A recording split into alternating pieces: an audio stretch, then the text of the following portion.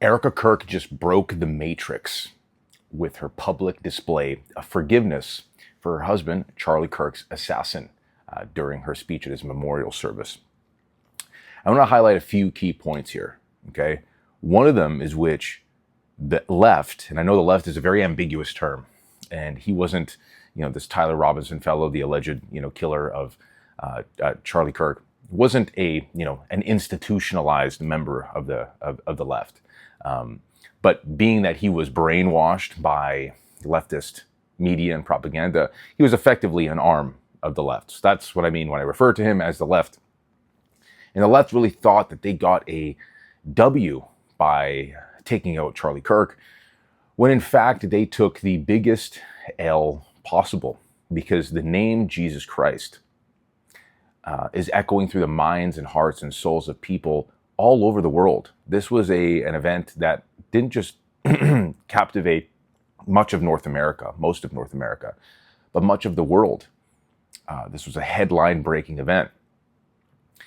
And old dusty Bibles will be picked up. New faces will see the walls of church on Sunday, and new souls will come to the salvation of Jesus Christ.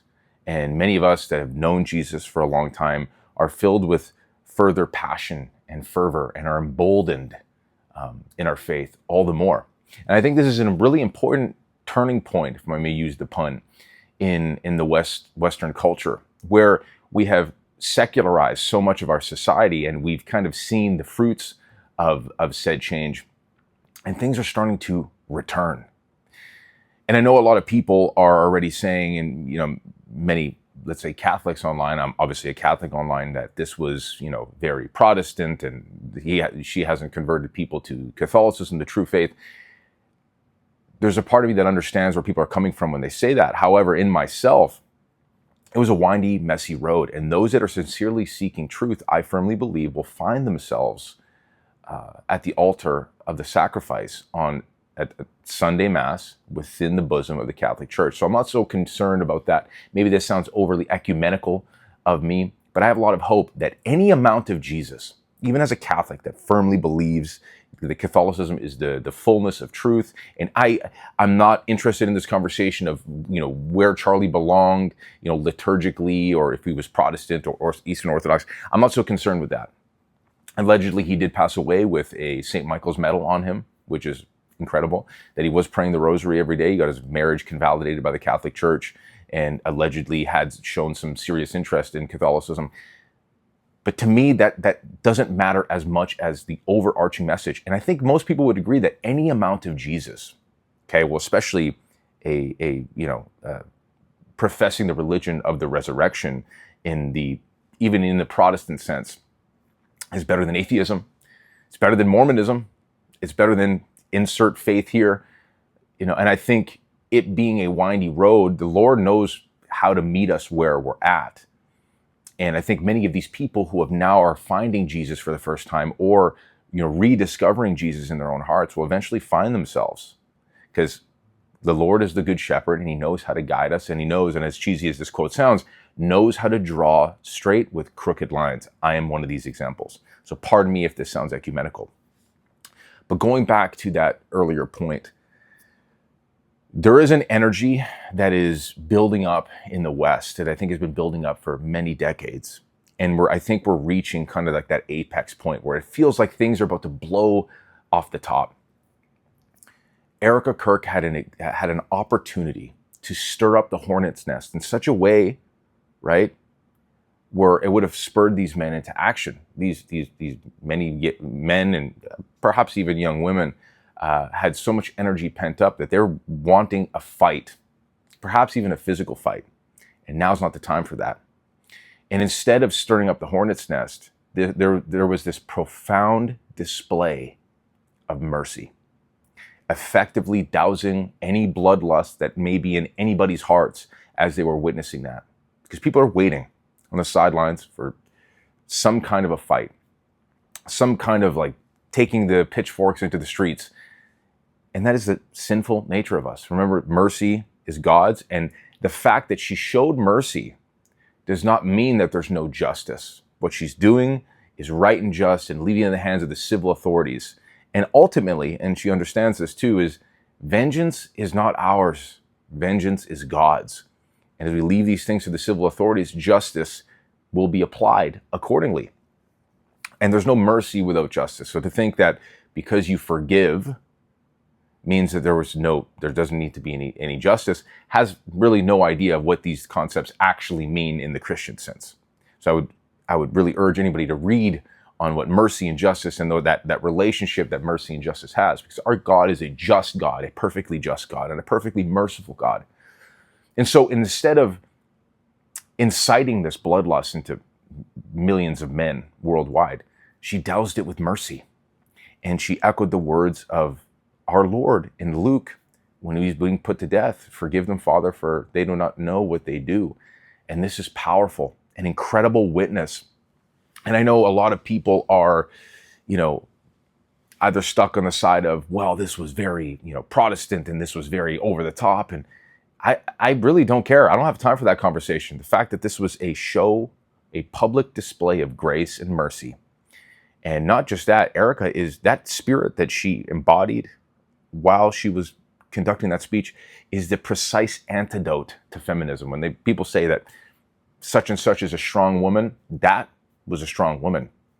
It was her grace that made her strong. And this kind of reminds me in obviously a minuscule way to our Blessed Mother, whose strength was in her grace, was in her obedience, was in her humility. And I think Erika Kirk showed many of those traits while she was conducting that speech. And I want to go back and emphasize that point one more time, that there could have been this radicalization, right, that so many of us are feeling. But instead, this message of mercy, which is the most powerful witness of the way of the cross, the rigid yet life-saving way of the cross that could have possibly been done. And I think this is one of the most instrumental moments in the West in recent times right now, because not only do a bunch of people who already know Jesus and people that were on their way to rediscovering Jesus are now newly finding Jesus, not only were they a witness to that and they get to experience the grace that was poured out during that memorial service, but people of alternate religions are seeing this. And because I've seen this all over social media, I'm like, man, is that the essence of Christianity? Well, the answer is yes. The answer is yes, is that the living God took the form of a man, took on the suffering of a man, and died like a man so that we may live, and I think Marco Rubio said something along those lines. And despite what we may think about any of these politicians that conducted a speech yesterday, or the political party, what have you, the message remains. There is a faith revival happening in the West right now. And Canada's watching. I'm in Canada, so I don't have the dog in the fight in terms of, the political regime or the direction the politics are going necessarily. But I'm looking at this and I'm inspired. I'm emboldened. It's caused me to further reflect on the parts of my heart that are still hardened toward groups of people or people in general. And it's caused an inward reflection. How can I show up and be more merciful? Not weak, merciful. There's a key difference there. And how can I show up and be more loving? How can I understand what it means to love my enemies and to soften my heart toward them? Because if we don't love our enemies, we don't show this kind of mercy that she showed, which again, I'll say this again, one of the most powerful witnesses of faith that we've seen in modern times, then can we call ourselves Christians? Or do we want all the grace that comes with following our Lord Jesus Christ, but none of the struggle? That means we want a Christianity without the cross.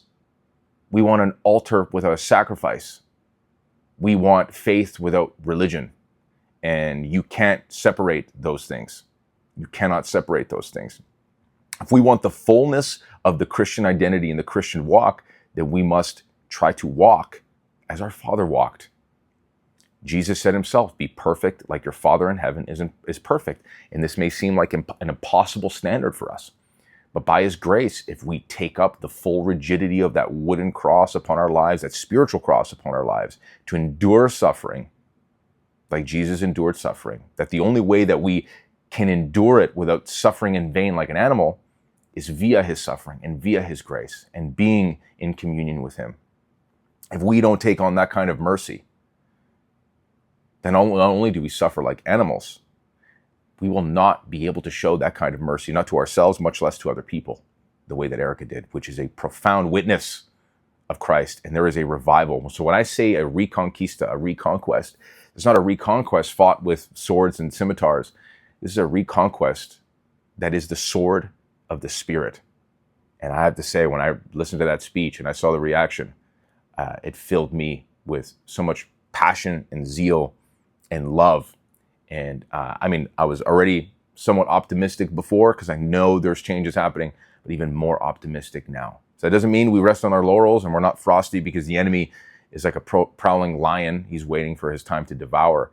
But the kingdom of darkness just took a major L, a message of mercy, a message of grace, a message of forgiveness, and made this call everybody that already knew Jesus to more inward reflection on how we can be more merciful, how we can embolden our faith further, how we can practice penance, etc.